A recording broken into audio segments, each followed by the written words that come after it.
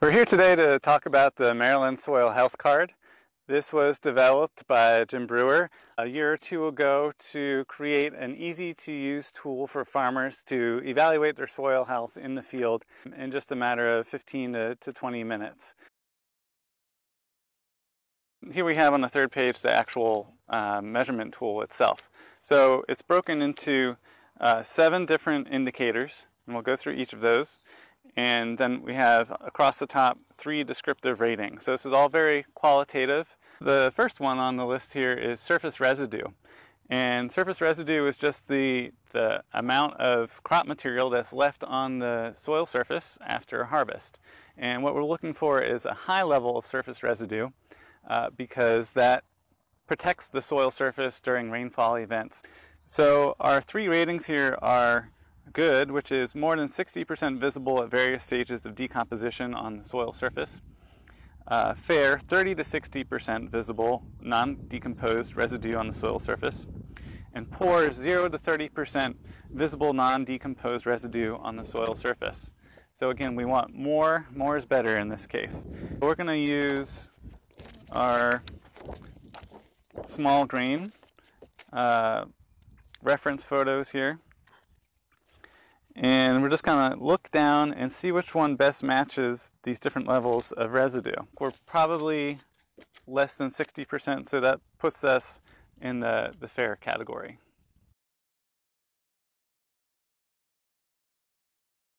One of the other ways of measuring it in the field is to do a percentages by laying out a tape. We'll just go with a 10-foot tape here.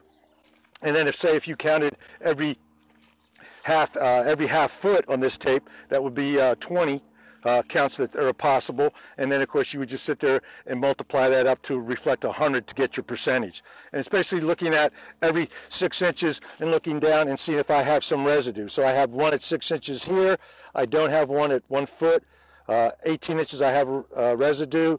2 feet I have residue.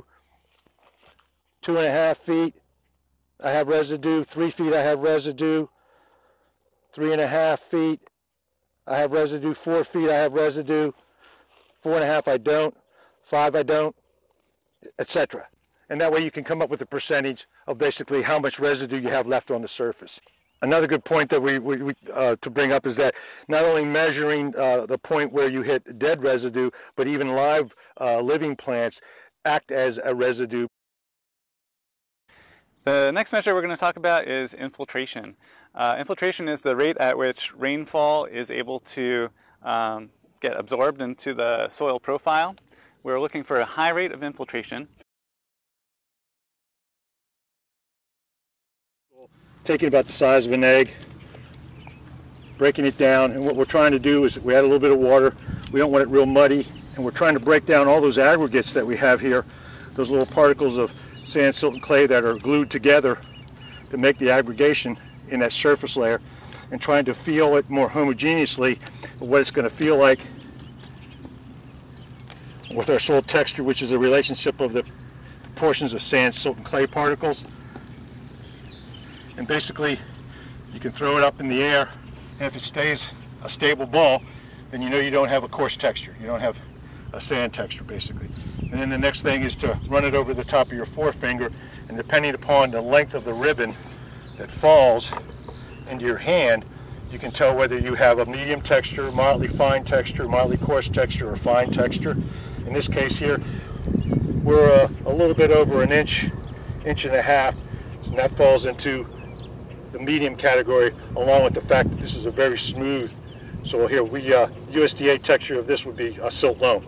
And again, that ties into our infiltration rate test.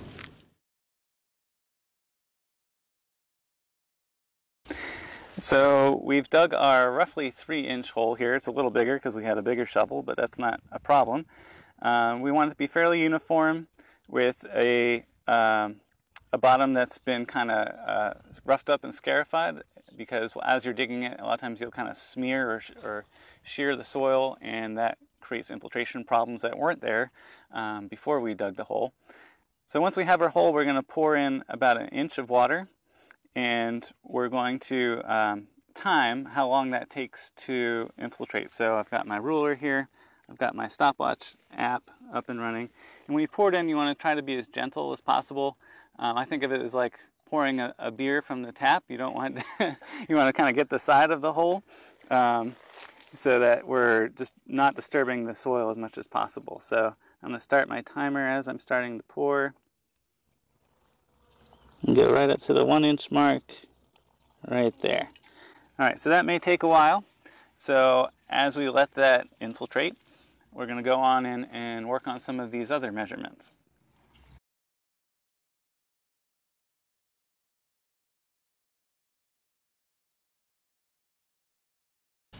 So the next measure we're going to talk about is compaction and root growth.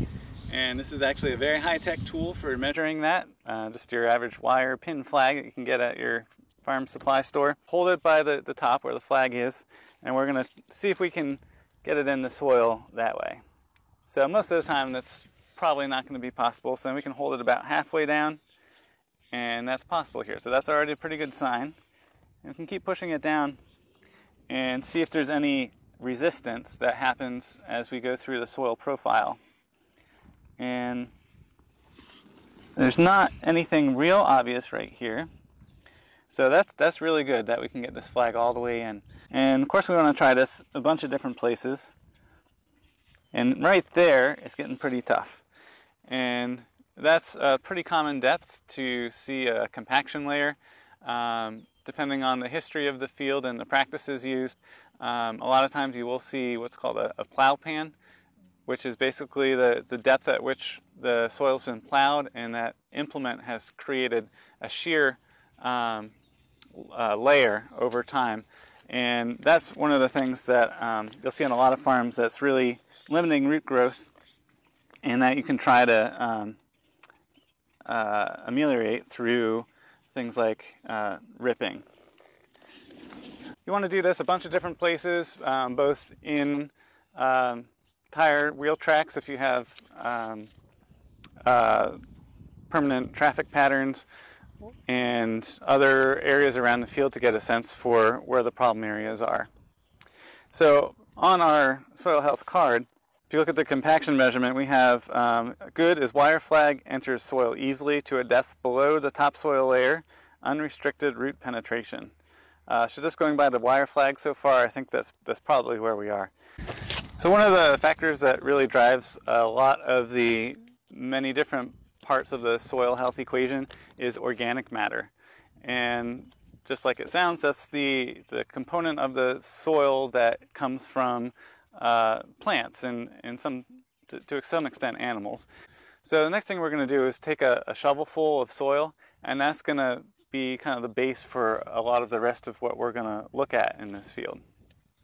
So we've got our shovel full of soil here that I just dug, and we're going to look at a few measurements using this. The first one is our soil organic matter, and we're going to compare that to these two color chips. So we're looking for ideally a dark soil, and this is a little bit moist, which is what we want because that does affect the color a bit. And if it's darker than the good chip, then that'll be in the good column. If it's between, it'll be in the fair column. And if it's lighter than the poor side, it'll be in the poor column. So if we hold this up, I'd say this is just a little bit darker than the poor chip. So we're going to put that in the fair category. The next measure we're going to look at is soil structure and aggregation. And here the categories are, in the good column, the soil is granular, soft, and crumbly, held together with many fine roots, and it looks like cottage cheese. In the fair column, we have soils blocky and firmer with some fine roots. And in the poor column, we have soil is single grain, massive or platy, and hard to break apart. It has few or no fine roots. So we can rule out the poor category right away. We're definitely not there. The fair category soil is blocky and firmer with some fine roots. We definitely have fine roots. And I'd say this is not real firm or blocky. So we're pretty well into the good category here. You can see the grains. You can see the fine roots don't seem to have any obvious restrictions in growing. And there is a bit of that cottage cheese texture. it's not quite as well defined as it could be, but and then the other thing we can look at is if you just kind of handle it and start to sort of let it fall apart, does it come into big chunks? And I say no. And then a lot of this is driven also by the soil texture. So again, this is a silt loam, so this is that's a pretty good starting point for any farm.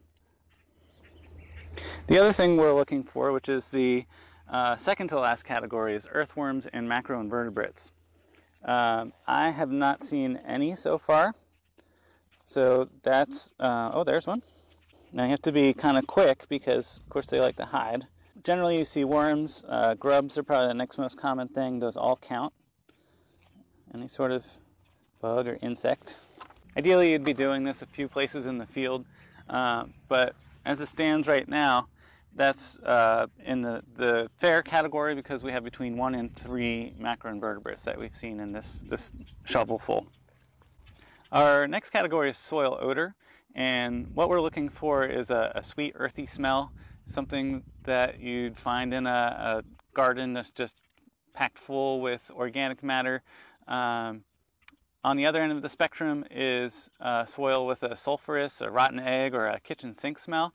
Luckily that's pretty rare in our farms here in Maryland. And then if it has very little or no smell at all, that's going to be in our middle fair category. So I'd say that's probably in the good column. So it's got a nice rich earthy smell to it. So it's important to remember that this tool is meant to be a qualitative estimation of soil health in your field and your farm, and that one sample in one spot is not going to represent all areas of a field, or certainly not of a farm. So it's important to try this a few times throughout a field and average those results to get a really good estimate of what the soil health is on that field. So again, this resource, the Maryland Soil Health Card, is available at the link in the description below this video. Also in the description are links to several other resources for learning more about soil health and how you can build it on your farm and in your fields from several different agencies and educational organizations. So please check them out.